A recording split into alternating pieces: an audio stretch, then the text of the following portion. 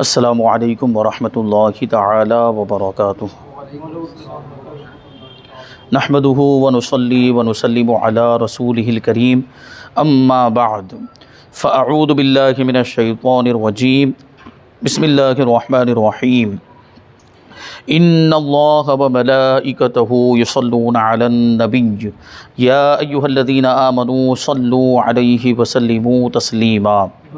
अल्लाहुम्मा सल्लि अला सय्यिदिना व मौलाना मुहम्मदिन मअदिनिल जूदि वल करम व आलिहिल किराम व इब्निहिल करीम व बारिक व सल्लिम सलातन व सलामन अलैका या रसूलल्लाह सल्लल्लाहु तआला अलैहि वसल्लम। जदीद ख़रीदो फ़रोख्त और लेन देन के मामलात के ताल्लुक़ से बहुत ज़रूरी बातें बयान की जा रही हैं। इससे पहले भी बहुत अच्छी बातें मुख्तलिफ़ दुरूस के अंदर शामिल की गई। अभी भी कुछ बातें हैं, उसको शामिल करते हैं। कहते हैं कि इलेक्ट्रिशियन का चीज़ खोल कर चेक करने के पैसे लेना कैसा है। इलेक्ट्रिशियन यानी जो बिजली वो वायर वगैरह का जो काम करते हैं, कहते हैं कि बाज़ इलेक्ट्रिशियंस ने अपनी दुकान पर लिखा होता है कि कोई भी चीज़ चेक करने के 50 रुपये फ़ीस होगी। फिर अगर मालिक वो चीज़ बनवाए तो उसका ख़र्चा बता देते हैं और इस सूरत में खोल कर चेक करने के अलग से पैसे नहीं लेते। अलबत्ता अगर मालिक वो चीज़ न बनवाए तो खोल कर चेक करने के 50 रुपये लेते हैं और ख़राबी बताकर वो चीज़ बंद करके वापस दे देते हैं। तो इसका क्या हुक्म है। यानी सिर्फ खोल कर चेक करने के भी पैसे लिए जाते हैं। और ये होता है, हमारे यहाँ पर भी होता है कि कोई हम इलेक्ट्रॉनिक सामान लेकर गए, जैसे वो लेकर गए, क्या होता है वो मिक्सर मशीन, मिक्सर ग्राइंडर लेकर गए या आयरन यानी वो प्रेस लेकर गए, उसको बनवाने के लेकर, तो खोल कर वो लोग चेक करते हैं। तो अगर हमने बनवा लिया, उसके पास ही रिपेयर भी करवा लिया, तो वो रिपेयर करने के पैसे ले लेता है, उसको बनाने के पैसे ले लेता है। लेकिन अगर उसको नहीं बनवाया, सिर्फ चेक करके लेकर चले जाए, तो वो चेक करने के सिर्फ पैसे लेता है। तो ये जो 50 रुपये सिर्फ चेक करने के लेता है, तो ये लेना जायज़ है या इसका क्या हुक्म होगा। तो जवाब देते हैं कि चीज़ खोलने और चेक करने में वक्त भी सर्फ होता है। जाहिर सी बात है, टाइम लगेगा उसमें, उसको चेक करने में, खोलने में। और आलात भी इस्तेमाल होते हैं। आलात का मतलब उसके पास जो औजार वगैरह होंगे, पेचिया होगा और वो जो चीज़ें होती हैं वो सब भी इस्तेमाल होते हैं। और बाज़ लोगों ने बाकायदा मुलाजिमीन भी रखे होते हैं, उनका भी वक्त लगता है। यानी उनके यहाँ काम करने वाले कारीगर जिसको कहा जाता है, कारीगर भी रखे हुए होते हैं। तो कभी कारीगर को सौंप दिया जाता है वो काम, तो वो कारीगर का भी टाइम उसमें जाता है और उनको सैलरी भी दी जाती है, यानी कारीगर को भी सैलरी दी जाती है। इस खुलवाने का एक मकसद ये भी होता है कि ख़राबी बताई जा सके। ऐसा नहीं है कि वो सिर्फ़ नट खोल कर बंद करके वापस दे देगा। लिहाजा ये भी बाकायदा एक ऐसा काम है जिसकी उजरत ली जा सकती है। रही बात ये कि जब काम भी उसी से करवाया जाए तो खोलने के बदले पैसे नहीं लिए जाते, तो इस न लेने की भी फ़िक़ही तौजीह मुमकिन है। यानी इसकी तौजीह यह है, इसकी वजह यह है कि वो अपनी उजरत में कमी या मुआफ़ करने का हक़ रखता है। तो अब ये माना जाएगा कि उसने जो खुलवाने की उजरत थी वो माफ़ कर दी, अब सिर्फ जो रिपेयर करने का जो पैसा था वही लिया उसने। ये माना जाएगा कि उसने वो उतने पैसे माफ़ कर दिए। उसका ये अमल किसी मुमानात में दाखिल नहीं, बल्कि ये जायज़ है, दुरुस्त है। आदमी अपनी उजरत कम भी कर सकता है। ये तो देखिए आम हालत में भी, मिसाल के तौर पर किसी ने कोई मजदूरी वाला काम किया, यही कोई सामान रिपेयर कर दिया। पहले बात हुई थी कि हम ये सामान रिपेयर करने के, इसमें जो भी मतलब मेहनत लगेगी उसके बदले में हम 200 रुपया लेंगे, और उसने उस अंदाज में उसको तैयार कर दिया, मरम्मत करके रिपेयर करके दे भी दिया। अब 200 रुपये देने की बारी थी तो उसने सोचा कि गरीब आदमी है, लाओ 20 रुपये कम कर देते हैं, 200 रुपये की जगह पे लाओ 180 रुपये ही दे दो। तो उसको इसका हक़ है कि नहीं, 20 रुपये कम करने का हक़ है, कर सकता है। और ऐसा होता भी है, कोई हर्ज नहीं। अपनी उजरत में से वो उसका हक़ है, जो चाहे वो माफ़ कर सकता है। या तो पूरी उजरत माफ़ कर सकता है, तो थोड़ा क्यों नहीं माफ़ कर सकता। वो 200 के 200 पूरे रुपये भी, वो 200 रुपये के पूरे भी माफ़ कर सकता है, तो 20 रुपये बदर्जे औला माफ़ कर सकता है। तो ये जायज़ है, इसमें कोई हर्ज नहीं है। अब आगे एक सवाल ये है, सवाल पूछने वाले पूछते हैं कि हमारा स्टेट का काम है, हम किसी को काम दिलवाते हैं, मसलन किसी कारपेंटर को किचन का काम दिलवाते हैं, तो हम उसे कहते हैं कि हमारा कमीशन रख लीजिएगा। वो हमारा कमीशन रख कर कस्टमर को पैसे बताता है, यानी जो उसकी मजदूरी होती है उसके साथ ये हमारा कमीशन भी जोड़ देता है। उसकी मजदूरी मिसाल के तौर पर 500 रुपये और हमारा कमीशन 100 रुपये, यानी हमने उसको काम दिलवाया है, कहीं से मतलब उसको कांटेक्ट करवा दिया, तो अब वो कस्टमर को वो पूरा सब मिलाकर कमीशन जोड़कर बताता है। मिसाल के तौर पर 600 रुपये, उसकी मजदूरी 500 रुपये, हमारे 100 रुपये मिलाकर 600 रुपये, वो उसको बताता है कि इतने में काम होगा। बाद में वो हमें हमारा कमीशन दे देता है, यानी 500 रुपये खुद रखता है, 100 रुपये हमें दे देता है।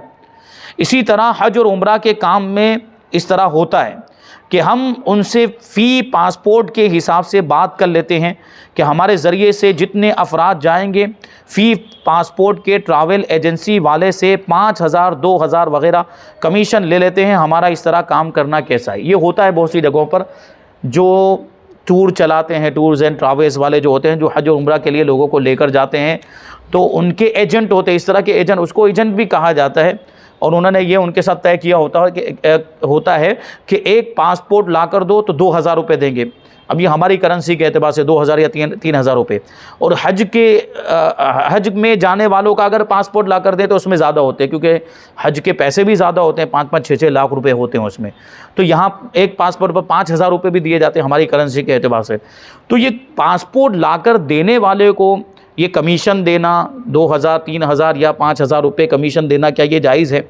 तो इसका जवाब देते हैं, किसी कारीगर को काम दिलवा कर उस पर कमीशन लेना जायज़ है, लेकिन उसके लिए ज़रूरी है कि कारीगर से आपका पहले से मुआहदा हो, यानी एग्रीमेंट हुआ हो कारीगर के साथ कि हम आपको काम दिलवाएंगे तो आपको हमें इतना कमीशन देना पड़ेगा। पहले से बातचीत होनी चाहिए, और ये होता है, पहले से बातचीत हो जाती है कि आपको काम दिलवाएंगे तो आपको इतना हमें कमीशन देना पड़ेगा। और दूसरी बात यह कि कारीगर को उस पार्टी से मिलवाने और उससे काम दिलवाने में आपकी मेहनत भी शामिल होनी चाहिए। यानी जो कमीशन ले रहे हैं तो कमीशन के बदले में कुछ तो किया हो उसने, दौड़ भाग की हो, तगो दो की हो, मेहनत की हो, मशक्क़त की हो, वक्त सर्फ किया हो। जो कमीशन एजेंट के बारे में पहले आ चुका है कि कमीशन एजेंट कमीशन कब ले सकता है? जब उसके लिए उसने कुछ ना कुछ मेहनत की हो, दौड़ भाग की हो, तब वो कमीशन ले सकता है। तो यहाँ पर भी वही बात है। अगर आप कहीं से गुज़र रहे थे, आपने देखा कि एक मकान में तोड़ फोड़ हो रही है, और आपने कारीगर को वहीं से फ़ोन कर दिया कि इस मकान में चले जाओ, हो सकता है कि तुम्हें काम मिल जाए, तो ये काम दिलवाना नहीं कहलाएगा, क्योंकि इसमें उसने तो कोई भी मेहनत नहीं की, वहीं से खड़े खड़े फ़ोन लगा दिया, तो कोई मेहनत नहीं, कहीं गया भी नहीं, कहीं आया भी नहीं, कोई मशक्क़त नहीं, दौड़ भाग कुछ भी नहीं हुई। तो अब इसे काम दिलवाना नहीं कहेंगे और इस पर कमीशन के हक़दार भी नहीं होंगे। ठीक है, दोनों पार्टियों को मिलवाने में खुद मेहनत करते हैं, उसको साथ लेकर जाते हैं, फिर मिलवा देते हैं, तो ये काम करने पर आप कमीशन के मुस्तहिक़ होंगे, हक़दार होंगे। यही मामला हज और उम्रे के एजेंट्स का है।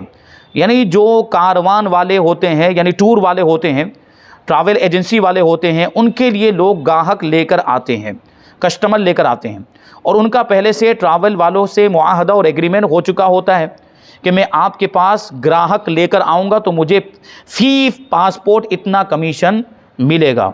ये भी ऐसा काम है जिसका मुआवजा तय किया जा सकता है, यानी उसकी उजरत तय की जा सकती है, और उसका मुआवजा लेना भी दुरुस्त है, जायज़ है।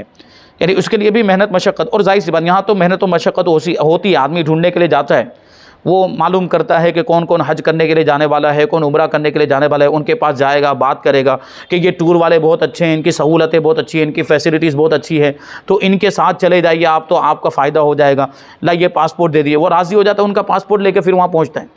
और अगर उनको कुछ मालूमात हासिल करनी होती है तो उनको साथ में लेकर जाता है, और जो ट्रैवल एजेंसी वाले होते हैं, टूर वाले होते हैं, उनसे उनका राब्ता करवाता है, बात करवाता है। तो इसके लिए आना जाना मेहनत तगो-दो करनी पड़ती है, तो उसकी ये उजरत ली जा सकती है, उसका ये कमीशन लेना जायज़ और दुरुस्त है।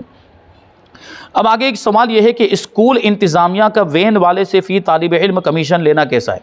वैन जो गाड़ी होती है उसमें बच्चों को लाते ले जाते हो, ये वैन की कोई खुसूसियत नहीं है। अगर रिक्शा वाला भी लाता ले जाता है बच्चों को, स्कूल के बच्चों को, या जो बस वाले होते हैं, बड़ी बस होती है, कोई अच्छी ऊंची हाई लेवल की जो स्कूल है, उनकी जो बसें पीले रंग की जो बसें चलती हैं, उसका रंग ख़ास। पूरी दुनिया के अंदर ये बात याद रखें कि स्कूल की जो वैन होगी, स्कूल की जो बस होगी, उसका यही कलर होगा। पूरी दुनिया के अंदर पीले रंग की बसें चलती हैं, तो उसमें वो बच्चे स्कूल के बच्चों को लाते ले जाते हैं, तो उसमें वो ख़ुद तो उजरत ले रहे होते हैं, वो बस वाले उजरत लेते हैं, या जो रिक्शा वाले बच्चों को लाते ले जाते हैं तो उसकी उजरत लेते हैं। इसी तरह वैन वाले या कोई दूसरी गाड़ी है, इको वगैरह गाड़ी है, उसमें लाते ले जाते हैं तो उसकी उजरत लेते हैं। लेकिन साथ ही साथ स्कूल वाले ये बस वाले के पास से या वैन वाले के पास से या रिक्शा वाले के पास से फ़ी बच्चे के एतबार से कमीशन लेते हैं कि तुम इतने बच्चों को लाते ले जाते हो, 10 बच्चों को लाते ले जाते हो, तुम्हें मिसाल के तौर पर एक बच्चे पर 150 रुपया मिलता है, तो उसमें से 50 रुपये हमें दो या 20 रुपये हमें दो, क्योंकि हमारी वजह से तुम्हें बच्चे मिल रहे हैं, हम स्कूल चला रहे तभी तो आपको जो है बच्चे मिल रहे हैं ये लाने ले जाने के लिए, तो आपका फ़ायदा हो रहा है, इसलिए हमारा भी फ़ायदा कराओ, यानी हमें कमीशन दो। तो इस तरह वो लोग कमीशन मांगते हैं। तो उनका ये कमीशन लेना कैसा है? जब आप देते हैं कि बाज़ स्कूल वाले गाड़ी वाले से फ़ी स्टूडेंट के हिसाब से माहाना कमीशन लेते हैं कि जितने बच्चे उनके स्कूल से उठाएंगे फ़ी स्टूडेंट उतने रुपए स्कूल वालों को देने होंगे। क्या उनका गाड़ी वाले से ये कमीशन लेना जायज़ है? जवाब, पूछी गई सूरत में स्कूल वालों का गाड़ी वाले से माहाना कमीशन लेना जायज़ नहीं, क्योंकि स्कूल वाले तो अपनी जगह पर बैठे होते हैं, स्कूल वालों का तो इसमें कोई योगदान नहीं है, कोई कुर्बानी नहीं है और कोई मेहनत मशक्क़त नहीं है, वो बैठे बैठे कमीशन का मुतालबा कर रहे होते हैं। उनका ये मुतालबा करना जायज़ नहीं है, उनका कमीशन लेना जायज़ नहीं, क्योंकि यहाँ स्कूल वालों ने ऐसा कोई काम नहीं किया जिसकी वजह से वो कमीशन के मुस्तहिक़ हों, हक़दार हों, बल्कि गाड़ी वाले उमूमन स्कूल के बाहर खड़े होते हैं। वालिदैन को भी मालूम होता है, माँ बाप को भी मालूम होता है, वालिदैन ख़ुद गाड़ी वाले से बात करते हैं, यानी स्कूल वालों से उनका कोई रब्ता ही नहीं होता, वो गाड़ी वालों से बातचीत करते हैं कि आपको हमारे बच्चे को लाना ले जाना है, उसके साथ डील होती है गाड़ी वालों के साथ। तो उजरत का हकदार कौन होगा? जिसके साथ बातचीत हुई है, गाड़ी वाला। तो गाड़ी वाले से वो बात करते हैं और बच्चे को लाने ले जाने के मामलात और फ़ीस वगैरह ख़ुद तय करते हैं, यानी गाड़ी वाले के साथ माँ बाप ख़ुद ही डील करते हैं, मुआहदा करते हैं, एग्रीमेंट करते हैं। तो यहाँ स्कूल वालों की तरफ से कोई ऐसा काम करना नहीं पाया गया जिसका वो मुआवजा तलब करें। हाँ, अगर स्कूल वालों ने दोनों पार्टियों को मिलवाने में कोशिश और मेहनत की हो तो फिर ज़्यादा से ज़्यादा एक मरतबा कमीशन लेने के मुस्तहिक़ होंगे। ये सिर्फ मिलवाने की वजह से स्कूल वालों ने कोशिश की हो, जैसे मिसाल के तौर पर कहीं ऐसा हो सकता है किसी स्कूल में स्कूल की तरफ से ये फैसिलिटी दी जाती हो कि हम आपको गाड़ी का इंतज़ाम करके देंगे, तो अब इन्होंने कह दिया अब 10 बच्चे जमा हो गए इस तरह के, तो उन 10 बच्चों के लिए एक गाड़ी का स्कूल वालों ने इंतज़ाम किया, मतलब अपने कारीगरों को भेजा होगा, अपने नुमाइंदों को भेजा होगा, उनके यहाँ काम करने वालों को भेजा होगा कि जाओ ढूंढ के लाओ कि 10 बच्चों की गुंजाइश रखने वाली कोई गाड़ी ऐसी हो, उस ड्राइवर से बात करके आओ, गाड़ी वाले से बात करके आओ। और इनके कारीगर जाते हैं और इनके नुमाइंदे जाते हैं और बात करते हैं, फिर उसको नक्की करके फ़िक्स करके लेकर आते हैं। तो इस तरह जो है उनको या उनके कारीगरों को मेहनत मशक्क़त करनी पड़ती है, तो इसका वो कमीशन ले सकते हैं। यानी ये भी एक ही मरतबा जो इन्होंने मिलवाया और उसके लिए जो तगो-दो की है, ड्राइवर के साथ मुलाकात करवाई, तो उसका एक मरतबा कमीशन ले सकते हैं, बार बार नहीं ले सकते, क्योंकि ये इस मेहनत का ही वो इस मेहनत की ही वो उजरत कहलाएगी या कमीशन कहलाएगा जो उन्होंने पहली मरतबा की। अब बाद में फिर वही मामला, अब मेहनत तो कौन करेगा? बाद में लाएगा ले जाएगा गाड़ी वाला, तो अब वो उजरत का मुस्तहिक है। अब स्कूल वाले कुछ नहीं कर रहे हैं तो अब बाद में वो मुस्तहिक नहीं होंगे।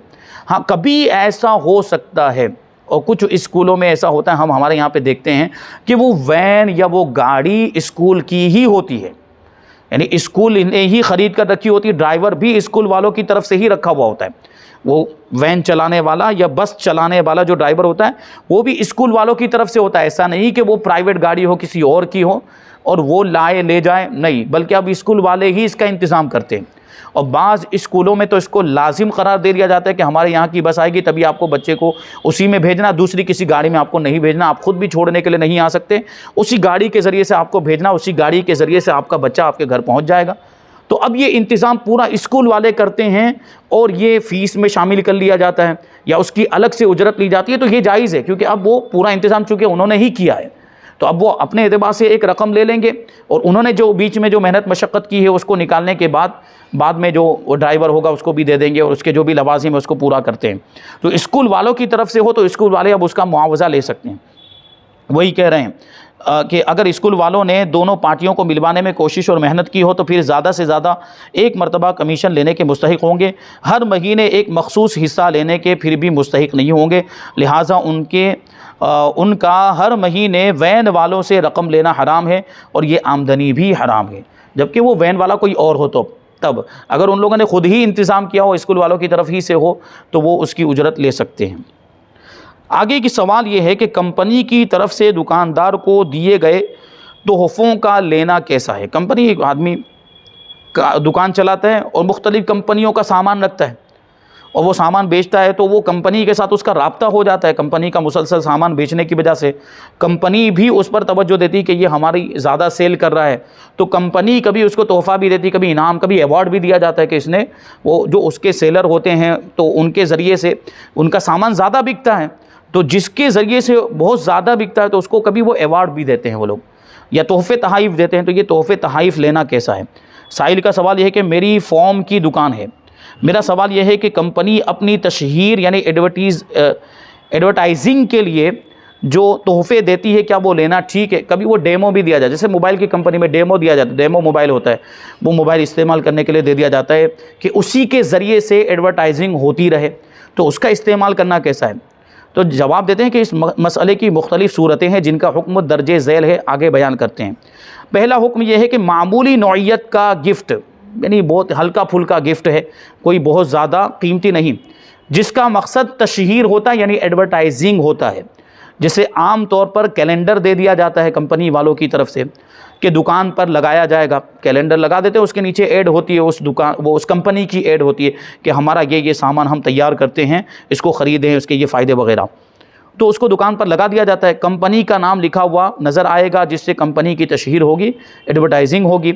और बाज़ औक़ात कोई ऐसा पीस दे देते हैं जो टेबल पर रखा जाता है कि ये टेबल पर रखा रहेगा, उस पर कंपनी का नाम लिखा हुआ है, तो उससे कंपनी की तशहीर होगी। यानी उस दुकान में अब जो भी आएगा तो वो टेबल पर उस पीस को रखा हुआ देखेंगे, वो कभी कोई शो पीस की शक्ल में होता है, कभी कांच का कुछ बना हुआ होता है, उस पर ये कंपनी का नाम वगैरह लिख देते हैं।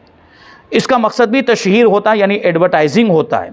ये गिफ्ट लेना भी जायज़ है, इसमें कोई हर्ज नहीं। कैलेंडर भी ले सकते हैं और इस तरह का कोई शो पीस भी ले सकते हैं। और दूसरी सूरत है कि एक वो इनाम होता है जो प्रोडक्ट की फ़रोख्त पर लगाया होता है, जो मैंने अभी अर्ज़ किया कि आप इतने प्रोडक्ट्स फ़रोख्त करेंगे तो आपको ये इनाम मिलेगा, ये भी जायज़ है भाई, ये इनाम के तौर पर है। उसने ज़्यादा बेचा है, ज़्यादा सेलिंग की है, तो वो इसका हकदार है, मुस्तहिक हो गया। उन्होंने पहले ही से ये बात कही थी कि अगर आप हमारी मतलब 50 लाख रुपए की बिक्री करवा देंगे तो हम आपको ये तोहफ़ा देंगे, वो तोहफ़ा देंगे, तो वो तोहफ़ा ले सकते हैं, वो इनाम ले सकते हैं, वो जायज़ है। ये दो सूरतें हो गई जो जायज़ हैं। तीसरी सूरत बताते हैं कि एक गिफ्ट वो होता है जिसमें यह तय होता है कि आप सिर्फ हमारी कंपनी का माल फ़रोख्त करो, बेचो, दिगर कंपनियों का माल छोड़ दो तो हम आपको ये गिफ्ट देंगे। ये रिश्वत की सूरत है, यानी ये तो रिश्वत हो गई ना कि वो सिर्फ अपना माल बिकवाना चाहते हैं, दूसरी कंपनियों पर बैन लगवा देना चाहते हैं, रोक लगाना चाहते हैं कि आप हमारी कंपनी का ही माल बेचें, दूसरी कंपनी का माल ना बेचें, और आप अगर ऐसा करेंगे तो हम आपको तोहफ़ा देंगे, गिफ्ट देंगे। तो ये रिश्वत, यानी अपना काम निकलवाने के लिए ये गिफ्ट दिया जा रहा है, अपने फ़ायदे के लिए ये गिफ्ट दिया जा रहा है, इसमें दूसरे का नुकसान है, तो ये रिश्वत हो गई, ये नाजायज़ है। डॉक्टरों को मेडिकल कंपनियां जो मुख्तलिफ़ पैकेजेस देती हैं तोहफ़े तहाइफ़ की सूरत में, वो भी यही तीसरी सूरत होती है। मेडिकल कंपनियां डॉक्टरों को, कैसा होता है, वो मेडिकल स्टोर वाले या दवाएं बनाने वाले डॉक्टरों को ऑफ़र देते हैं कि अगर आप अपने पेशेंट को हमारे यहाँ पर भेजेंगे तो हम आपको इतना इतना पैसा देंगे, दूसरे के जहाँ नहीं भेजना है आपको। जबकि पेशेंट है, मरीज़ है, वो जहाँ जाए, जहाँ से चाहे वो दवा ले सकता है। लेकिन कभी बाज़ औक़ात, आमतौर पर तो कैसा होता है, किसी पर्ची में फोना मेडिकल का नाम लिखा हुआ होता है, आप वहाँ जाए तो बेहतर है, बेहतर मतलब डॉक्टर की तरफ से बेहतर है, वरना आप दूसरी जगह जाए तब भी कोई एतराज़ नहीं होता वहाँ, यानी उसकी तरफ से, डॉक्टर की तरफ से कोई आदमी आपके पीछे लगाया नहीं हुआ होता है कि वो आपको दूसरी जगह नहीं जाने देगा, जा सकते तो इसमें कोई मसला नहीं। लेकिन कहीं पर अगर ये लाजिम कर दिया गया कि इसी मेडिकल स्टोर से जाकर आपको ख़रीदना है तो ये जायज़ नहीं है, ये दुरुस्त नहीं है। तो ये तोहफ़ा जो है ये लिया जाए तो ये भी तीसरी सूरत में आएगा। वही कह रहे हैं कि अगर आप अपनी मर्ज़ी से दिगर कंपनियों का माल छोड़ना चाहें तो छोड़ सकते हैं, उसके कहने पर नहीं, आप अपनी मर्ज़ी से छोड़ना चाहें। आप इस बात के पाबंद नहीं है कि हर कंपनी का माल बेचें या किसी एक ही कंपनी का माल बेचें। कंपनी अगर आपको सेल पर इनाम दे तो हर्ज नहीं, लेकिन ये कहकर देना कि आप दिगर कंपनियों का माल छोड़ोगे तो ये इनाम मिलेगा, ये रिश्वत है और ये जायज़ नहीं है। अगर आप हमारा ही माल बेचें और दूसरी कंपनियों का माल बेचना बंद कर दें तब आपको हम ये इनाम देंगे तो ये रिश्वत में शुमार होगा। ये जवाब एक उमूमी पस मंज़र में था, एक आम बैकग्राउंड में था। अलबत्ता फ़ोम की कंपनियों में डीलरशिप होती है कि डीलर सिर्फ़ एक ही ब्रांड का काम करता है, कोई और काम करता ही नहीं, चूँकि उसने पहले ही से एक ब्रांड मुंतखब कर ली है अपनी मर्ज़ी से। लिहाजा बयान करदा सूरतों में से अब पहली और दूसरी सूरत ही यहाँ पाई जाएगी। मतलब जो डीलर बन जाते, वो डीलर बनते तो एक ख़ास कंपनी के डीलर बनते वो लोग, फ़ोम बेचने वाले या जो है जिस तरह के गद्दा बेचने वाले, तकिया बेचने वाले, तो वो एक ख़ास कंपनी के डीलर होते हैं और वो ख़ास कंपनी ही का वो काम करते हैं, उसी ख़ास कंपनी के सामान को आगे बढ़ाते हैं और रिटेलरों को, रिटेलर बेचने वालों तक पहुंचाते हैं। तो ऐसी सूरत में पहले ही से उन्होंने खुद ही तय किया, वो पेशा इख्तियार किया, वो प्रोफेशन उन्होंने इख्तियार किया और उसी कंपनी की डीलरशिप हासिल की है।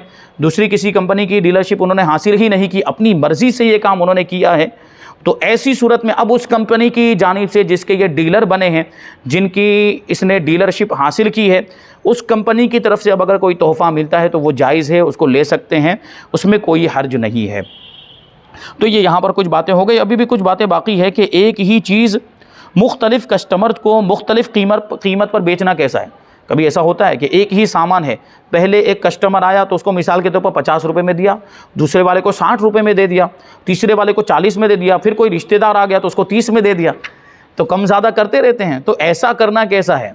फिर यह है कि बैंक से लोन दिलवाने पर कमीशन लेना कैसा है, और बच्चों की लॉटरियाँ ख़रीदना और बेचना कैसा है। बच्चों की लॉटरियाँ होती है, वो दुकान पे नहीं, वो सामान होता है कि ये चॉकलेट ख़रीदो तो उसमें वो नंबर निकलता है, और ये नंबर आ जाए तो इसमें फिर वो निकलेगा, ये सामान आएगा, वो सामान आएगा। तो ऐसा करना कैसा है, इंशाअल्लाह ये सारी बातें हम आइंदा दर्स में शामिल करेंगे। अल्लाह तबारक व तआला की बारगाह में दुआ है कि जो कुछ भी बयान हुआ उस पर हम सबको अमल करने की तौफ़ीक़ अता फ़रमाए। वमा अलैना इल्लल बलाग। अस्सलामु अलैकुम।